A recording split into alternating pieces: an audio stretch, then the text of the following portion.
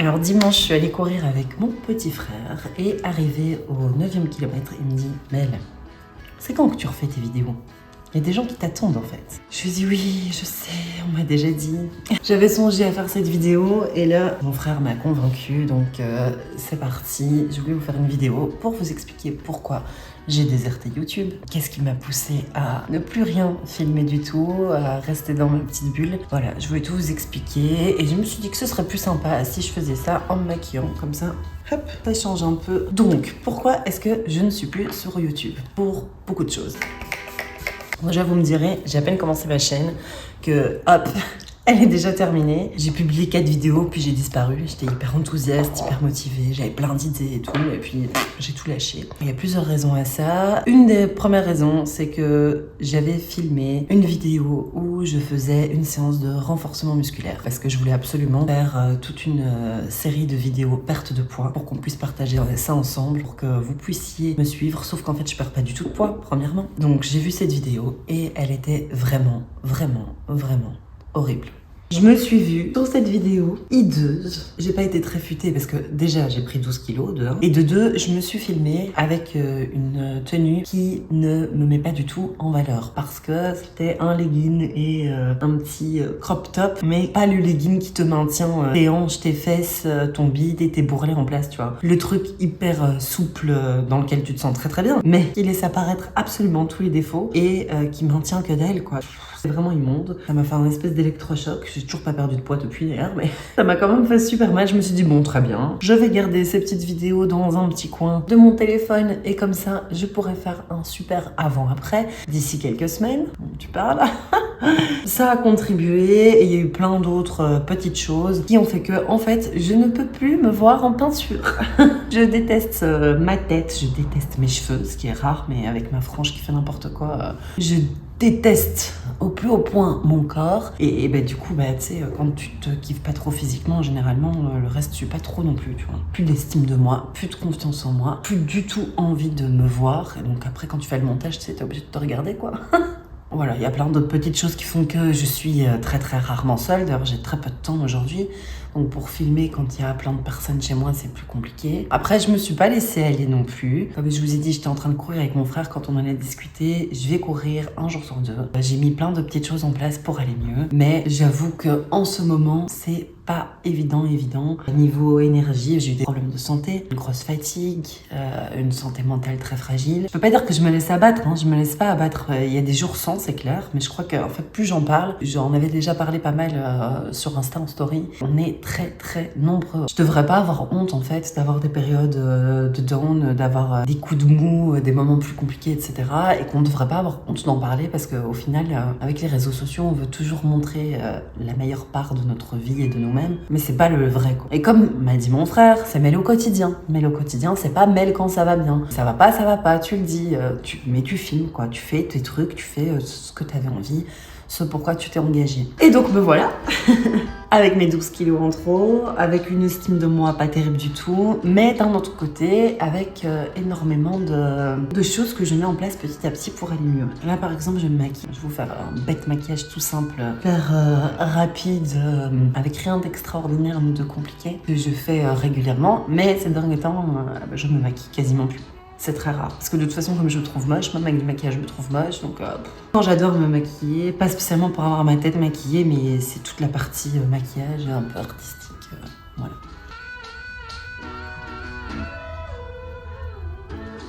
Et donc, qu'est-ce que j'ai fait? Qu'est-ce que je fais au quotidien pour tenter de retrouver mon énergie, mon dynamisme et tout ce qui me caractérisait avant cette très longue période compliquée? Je me suis remise à lire et chose que j'avais jamais faite, à part parce que j'étais obligée pour l'école, j'ai lu des livres de développement personnel. Notamment et surtout d'ailleurs, parce que les autres je les ai pas terminés en fait, The Miracle Morning de Hal Herold qui en gros te dit lève-toi tôt le matin, 1 heure plus tôt que d'habitude, éventuellement ça peut être moins long, ça peut être plus long, enfin voilà. Tu te lèves plus tôt le matin et tu te crées une petite routine qui te fait du bien et tu fais un tas de choses, tout ce que t'as pas le temps de faire dans la journée mais qui qui crée ton développement personnel, quoi. Je respecte évidemment pas tout, mais j'ai commencé à mettre mon réveil plus tôt, genre 5h50, 5h40, 5h30, voire encore plus tôt certains jours, parce qu'en fait j'arrivais même plus à dormir. Et un jour sur deux pour l'instant, mais j'aimerais faire ça un peu plus souvent, je vais courir le matin, donc je fais juste 5 km, je crois qu'une fois j'ai fait 7, avec mon chien. Donc on va dans le noir, on se prépare et tout, pendant que tout le monde dort, on court, et en gros on rentre, les enfants viennent à peine de se réveiller, voire sont pas encore réveillés ou se réveillent quand je rentre, donc voilà, j'arrive et j'ai déjà fait mon sport, j'ai déjà tout fait, je file sous la douche, je vais conduire mon fils à l'école, et il est 8h30 et j'ai déjà fait mes 10 000 pas, je trouve ça vachement sympa. Le problème c'est que je dors beaucoup trop tard, donc je suis en manque de sommeil, mais malgré tout ça me fait du bien. Donc j'ai recommencé à courir régulièrement. Le week-end je me lève pas à 5h30, j'essaye de courir un peu plus, donc là ça fait 2 week-ends que je vais jusqu'à 10 km, ce qui est pas ouf par rapport à ce que je faisais avant, mais ce qui est plutôt pas mal du tout par rapport à ce que j'ai fait tous ces derniers mois avec mes 12 kilos de plus. Autre chose qui me fait du bien aussi et que je mets en place notamment pour perdre du poids, c'est cuisiner. Cuisiner, il y a des périodes j'adore ça, il y a des périodes j'ai horreur de ça. Donc, je cuisine beaucoup, des pancakes, à la banane, enfin en général que des trucs assez sains. Déjeuner, midi, soir, des salades. J'ai repris la rédaction de mon journal, alors tant le bullet journal où je m'organise, je fais mes to-do list, etc. que écrire tous les jours ou presque les émotions, ce qui s'est passé dans ma journée, etc.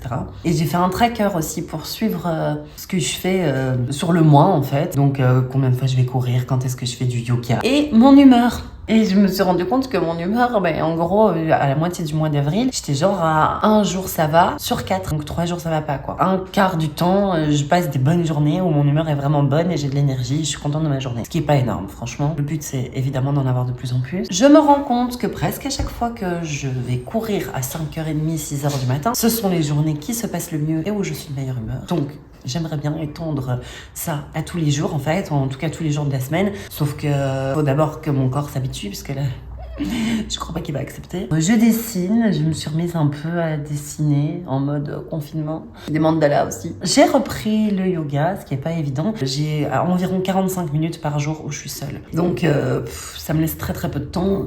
Aujourd'hui par exemple, je voulais faire du yoga, puis j'ai dit non tant pis, aujourd'hui je filme. Donc là je filme, donc je peux pas faire de yoga. Faut choisir. Je fais du renforcement musculaire, mais ça je faisais déjà 1 séance par semaine avec électrostimulation, avec une coach. Ça c'est le seul truc que j'ai jamais lâché, parce qu'il y a la coach qui est super. J'essaye d'aller dormir beaucoup plus tôt, de me mettre en pyjama assez tôt, de m'installer dans mon lit, de lire moins de temps d'écran aussi. Ça aussi ça fait du bien et je vois que mon sommeil est amélioré, même s'il n'est pas très long, il est de meilleure qualité. Je me sens un peu plus zen aussi, moins à fleur de peau, moins à m'énerver sur les enfants pour rien. Après, faut dire que le retour progressif, pas trop vite, pas tant que ça, du beau temps, ça aide aussi pas mal à retrouver un peu d'énergie. Mais en ce moment, ouais, c'est compliqué. Par exemple, j'aime plus, alors que j'adorais ça, j'ai plus envie de sortir, je peux me retrouver en grand groupe. En fait, j'ai envie de voir personne parce que j'ai envie que personne ne me voit. C'est très très caractéristique de mon état en ce moment, la plupart du temps.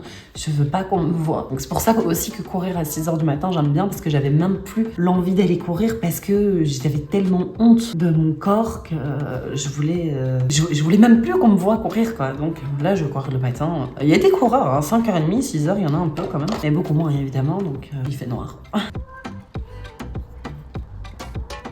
Pour revenir à YouTube en particulier, ce qui m'a saoulée en fait, alors il y a tout mon état à moi, etc. aussi, il y a le fait que j'avais plus envie de me voir en vidéo, il y a le fait que je voulais faire des vidéos perte de poids alors que je suis incapable de perdre le moindre kilo. T'as aussi les gens autour de toi qui comprennent pas ce que tu fais et soit ils disent à moitié, soit ils disent pas, mais enfin bref, ils désapprouvent, enfin tu vois, genre les gens ils s'imaginent que je veux devenir influenceuse. Non, alors je t'assure, pas du tout, jamais de la vie, je ne veux absolument pas devenir influenceuse.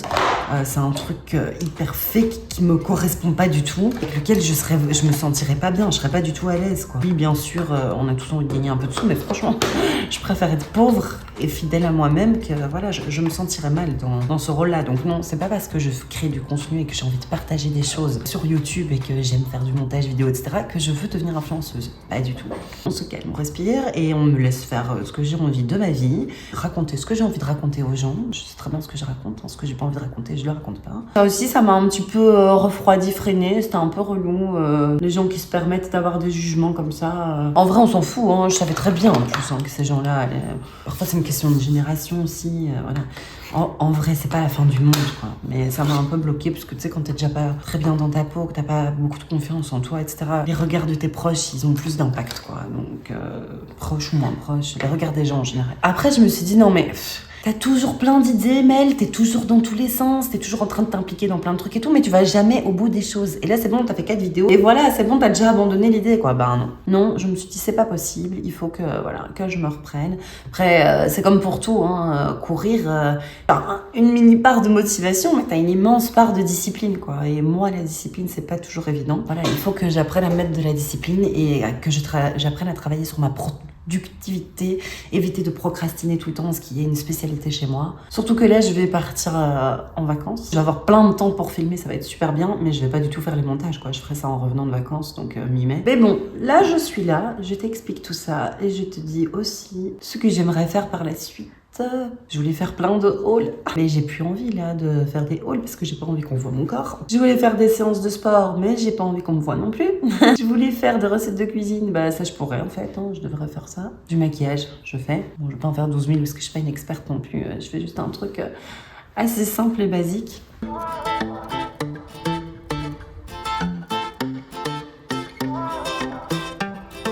Voilà. Un moment, la vie des gens, faut laisser tomber aussi. Alors ça, c'est vraiment un gros problème que j'ai, c'est que je dois vraiment apprendre à prendre du recul par rapport à ce que les gens pensent, en fait, par rapport à leur opinion de moi. Je dois accepter qu'on peut pas plaire à tout le monde. Si t'es toujours là, c'est qu'a priori, ce que je te raconte t'intéresse et que t'es bien là, personne n'est obligé d'être là, en fait. Personne n'est obligé de regarder mes vidéos. Donc, si ça plaît pas, tout le monde sait très bien comment faire pour quitter la vidéo.